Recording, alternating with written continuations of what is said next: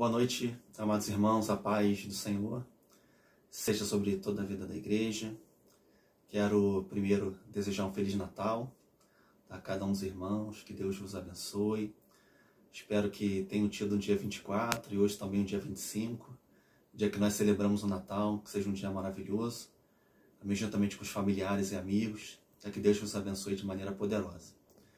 Como não poderia deixar de ser, nós queremos trazer uma palavra nesse dia tão maravilhoso, tão especial que nós celebramos a vinda do nosso Senhor e Salvador Jesus Cristo. Nós, como todos sabem, estamos realizando obras na igreja. Por conta disso, nós não estamos realizando o nosso culto presencial. Então, gostaria de mandar uma mensagem aos irmãos, nesse dia tão maravilhoso, que nós adoramos a Deus pela vinda do nosso Senhor e Salvador Jesus Cristo. Amém? Eu gostaria de ler um texto que se encontra lá no Evangelho de João, no capítulo 1, no verso de número 10 em diante.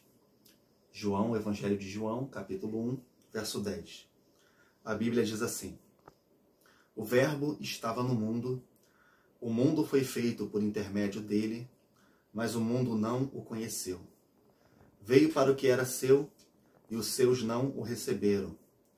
Mas a todos quantos o receberam, deu-lhes o poder de serem feitos filhos de Deus, a saber, aos que creem no seu nome, os quais não nasceram do sangue, nem da vontade da carne, nem da vontade do homem, mas de Deus.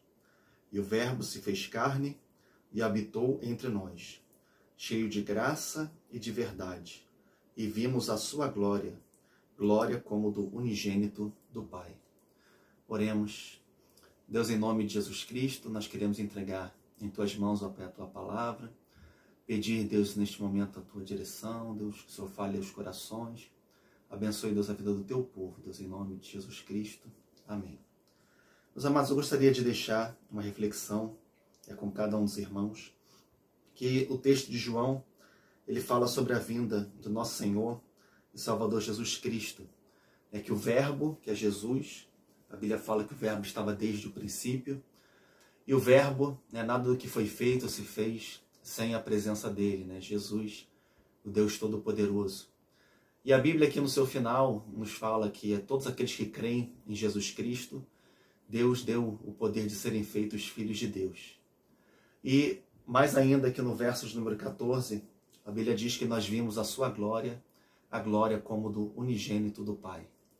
Então, quando nós muitas vezes olhamos as cenas natalinas, nós muitas vezes imaginamos e ficamos na nossa mente a figura de Jesus menino, Jesus um bebê. Mas a Bíblia diz, amado, que Jesus, ele é Deus, 100% Deus, 100% homem. E a Bíblia nos mostra que a vinda de Jesus Cristo veio justamente para destruir a fortaleza, ou a separação que havia entre Deus e o homem. A vinda de Jesus Cristo veio para suprir a necessidade da justiça divina, em que sem derramamento de sangue não há perdão de pecados. Então Jesus, ele veio com o propósito de entregar a sua própria vida por amor a nós. E a Bíblia também nos mostra de que a vinda de Jesus Cristo manifesta o amor de Deus por cada um de nós. É o amor do Senhor pelas nossas vidas. De que Deus, ele amou o mundo de tal maneira que enviou o seu Filho, para que todo aquele que nele crê não pereça, mas tenha a vida eterna, como diz João capítulo 3, verso de número 16. Mas eu gostaria de focar com os amados irmãos sobre a glória, como diz o texto, a glória do unigênito do Pai, a presença manifesta de Deus sobre a terra. E quando você começa a estudar a palavra do Senhor, desde lá de Gênesis, quando nós vemos que Deus, ele chama Abraão, quando Deus trabalha na vida de Isaac, quando Deus se manifesta na vida de Jacó, depois quando Deus, ele chama Moisés como libertador.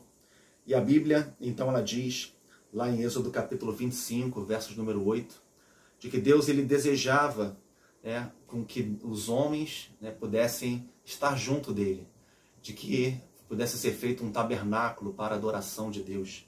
Então, quando Deus, ele vai falar através de Moisés com o faraó, ele diz, olha, façam-me um santuário para que eu habite no meio deles. Êxodo 25, 8.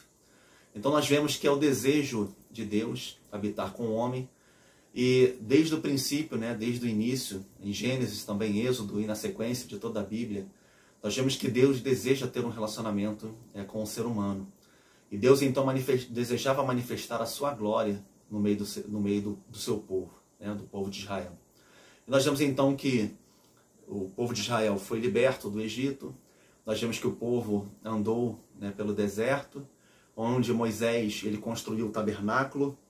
E nesse tabernáculo nós vemos pela palavra do Senhor que a nuvem, né, da Shekinah de Deus, ou a glória de Deus, a manifestação do poder de Deus, era então visível diante do povo de Israel, através de uma nuvem de glória, através, né, principalmente quando o sumo sacerdote entrava uma vez por ano, não sem sangue, não sem sacrifício. Ele entrava no Santo dos Santos, aspergia o sangue do cordeiro, sem mácula, sem defeito, de um ano, macho. E ali então Deus, ele manifestava a sua glória, manifestava o seu poder, né, a unção de Deus, a glória de Deus, o favor de Deus estava sobre o povo de Israel, né? E nós vemos então que o povo caminhou, né, no deserto, e quando o povo então tomou posse da terra prometida, nós vemos que muitos anos depois, Salomão, ele então, com o desejo de seu pai Davi, de construir uma casa, né, um templo, um lugar de adoração a Deus, então Salomão ele constrói, né, o templo de Salomão, o templo do Senhor, o templo para adoração. E a Bíblia então nos diz, que lá em 2 Crônicas, capítulo 7, versos 1 a 3, que quando, né, Salomão ele inaugura o templo, quando os sacerdotes, né, vão sacrificar, quando o povo está adorando, quando os músicos estão, né, glorificando o nome do Senhor, a glória de Deus mais uma vez ela é manifesta de tal maneira que o povo nem consegue, né, permanecer dentro daquela casa, nem os sacerdotes. Então eles tiveram que sair daquela casa por causa da glória de Deus, por causa do favor de Deus. E Deus mais uma vez manifestando a sua glória, o seu desejo de estar junto ao seu povo, respondendo à adoração, respondendo ao culto prestado a Ele em sinceridade, respondendo ao sacrifício, respondendo a tudo aquilo que o povo estava desejoso em adorar, estar junto ao seu Deus, e Deus também está junto ao seu povo. E alguns anos depois, nós vemos então que o povo de Israel, ele começa a pecar contra Deus, começa a falhar como povo.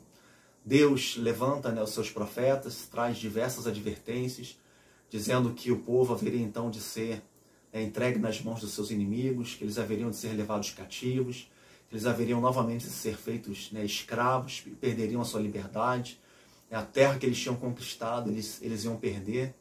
E o povo não deu ouvidos, né, à advertência de Deus. E a palavra do Senhor então nos diz que, mesmo antes deles terem sido entregues fisicamente, Ezequiel ele já tinha tido a visão de que a glória de Deus havia se apartado, né, da casa do Senhor, já havia se apartado de Israel por causa do pecado. E a consequência aqui foi que anos depois, o povo também foi entregue, né, nas mãos dos seus inimigos, foram levados cativos.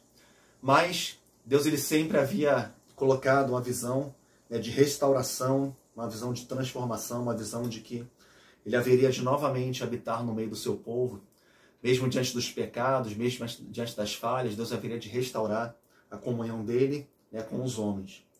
E a Bíblia então nos mostra que através do profeta Malaquias, Deus já havia advertido o povo, né, de que o Senhor, que eles buscavam, de repente virá ao seu templo. Sim, o mensageiro da aliança em que vocês se deleitam, eis que vem, diz o Senhor dos Exércitos, lá em Malaquias capítulo 3, verso 1. Em Ageu capítulo 2, versos de 6 a 9, a Bíblia nos diz, né, no verso 9, a glória desta casa, né, dessa última casa, né, em algumas versões, será maior do que a glória da primeira. Essa é a promessa de Deus para o povo de Israel. Então nós vemos que Deus, né, quando o povo peca, falha, é levado cativo, Deus estava anunciando que ele haveria novamente de estar no meio do seu povo. E a palavra do Senhor então nos mostra que passados muitos anos, né, o povo então ele se volta para o Senhor, o povo volta, né, para casa, volta, né, para Jerusalém. E nós vemos então que lá em Esdras, o povo então começa a edificar essa segunda casa, né? A primeira casa foi a casa, né, de Salomão, o templo de Salomão, e Deus havia prometido em Ageu que a glória da segunda casa seria maior do que a primeira. E nessa segunda casa, Esdras começa a construir, e a Bíblia nos mostra que aquela casa ela era tão modesta, ela era tão pequena comparada à primeira, que aqueles homens que ainda, crianças ou adolescentes ou jovens ainda, as pessoas mais idosas que tinham sido levadas em cativeiro, quando elas testemunharam aquela que era a casa, o templo de Salomão, e compararam com aquele templo atual, eles ficaram muito tristes, levantaram suas vozes e choraram, caíram com o rosto em terra e lamentaram, porque aquele templo, aquele segundo templo, não se comparava ao primeiro. Mas para que a promessa do Senhor ela se cumprisse, era necessário a vinda do nosso Senhor e Salvador Jesus Cristo, que aí foi realmente o cumprimento, né, da promessa de Ageu, de que a glória da segunda casa seria maior do que a primeira, porque a glória do Senhor agora estava repousando não apenas num templo, mas a glória do Senhor agora repousava sobre o nosso Senhor e Salvador Jesus Cristo, conforme nós lemos aqui em João capítulo 1, versos número 14, vimos a sua glória, a glória como do unigênito do Pai. Então nós vemos que aquela promessa de Ageu, da glória da segunda casa, a glória presente agora estava na vida do seu Filho, na vida do nosso Senhor e Salvador Jesus Cristo. Ele é a glória de Deus, ele é a presença de Deus, ele é o mover de Deus, ele é, como diz Colossenses, a expressão exata do ser de Deus. Se nós queremos conhecer a Deus, precisamos conhecer a Jesus Cristo e saber quem ele é. Devemos amá-lo, devemos seguir os seus passos, ouvir as suas palavras, conhecer quem é nosso Senhor e nosso Salvador. E eu acho isso muito interessante, né, que no momento de Natal não se trata apenas de um bebezinho, mas se trata de Jesus Cristo, que sim, veio como figura humana, nasceu de Maria, um bebê, depois um adolescente que estava pregando no templo, depois um jovem, depois iniciou seu ministério com 30 anos, aos 33 anos, ele foi entregue na cruz do Calvário por amor a nós, mas a Bíblia diz que ao terceiro dia ele ressuscitou, para nos dar vida e vida com abundância. Essa é a solução de Deus, o amor de Deus, a expressão do amor de Deus é Jesus Cristo. Então todo o propósito original da Bíblia, em que Deus desejava habitar junto com o homem, foi realizado em Cristo Jesus. E se nós temos Jesus, nós temos a realização desse plano divino. Para terminar, eu gostaria só de trazer uma história, uma breve reflexão de que eu aprendi recentemente. Eu me lembrei agora também de que havia um milionário, que ele tinha muitos quadros, muitas obras de arte, muitos carros, muitas mansões, muitos terrenos, muitas coisas que toda a sua família foi acumulando durante gerações. Ele era um homem muito rico. Ele tinha muitas obras de arte, muitas coisas preciosas, e ele então se casa, e ele tinha então um filho a quem ele amava. E a sua esposa, então, no parto, ela morre, ele fica apenas ele e o filho, ele ama o seu filho, ele esperava que seu filho herdasse toda a sua fortuna, toda a sua riqueza. E o filho, então, desejou sair de casa para conhecer o mundo, para ter experiências, para ter vivência. Ele, então, se alista no exército, ele vai para a guerra, e constantemente ele escrevia para o seu pai, de poucos em poucos dias, e o pai sempre recebia as cartas, sempre apreensivo, sempre... o mordomo trazia as cartas imediatamente para o seu pai, para saber como estava o seu filho. E ficou assim durante alguns meses, até que chegou uma carta em que o mordomo entrega para o pai daquele filho. E então, quando ele pega aquela carta, quando ele identifica que não é a caligrafia dele, ele já gela, já fica extremamente preocupado. E quando ele abre aquela carta e lê, ele identifica que não era o seu filho escrevendo, mas era o comandante, dizendo que o seu filho morreu, se sacrificou na guerra, e que o seu sacrifício não tinha sido em vão, que ele era um herói de guerra. E o pai então fica arrasado, fica muito triste, abatido. E nós vemos então que aquele pai durante muitos meses ficou triste, ficou abatido, e ele pediu então para que guardasse a memória, que fizesse um quadro, acima de todos os outros quadros valiosos que ele tinha, fizesse um quadro do seu filho. E pediu então para um pintor que pudesse ali pintar a obra do seu filho e colocar acima das demais, né? As outras eram muito valiosas, mas o pai amava aquela obra específica que era feita com relação ao seu filho. Então nós vemos que quando o pai ele morre, ele deixa um testamento. E aí quando foi feito o leilão de todos os bens que estavam ali naquela casa, que ele não tinha herdeiros, então o leiloeiro então começou a leiloar os terrenos, os carros, as propriedades e os quadros muito caros que ele tinha, começando por essa obra que ninguém dava valor, que era a obra intitulada O Filho. E quando deram o lance, apenas o mordomo levantou a mão e falou assim: eu quero dar R$1.000 por essa obra. E os outros falaram: não, passa logo por essa obra, ninguém quer essa obra, dá essa obra para ele.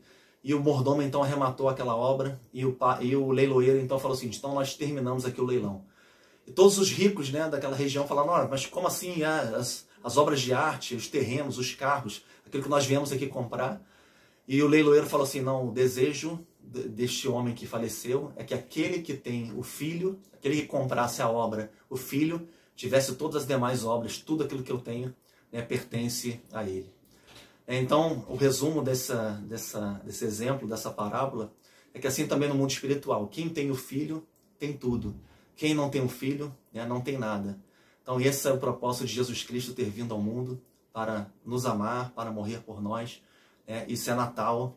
Esse que eu desejo ao coração dos irmãos. Que Deus vos abençoe rica e abundantemente. Em nome de Jesus Cristo. Fiquem na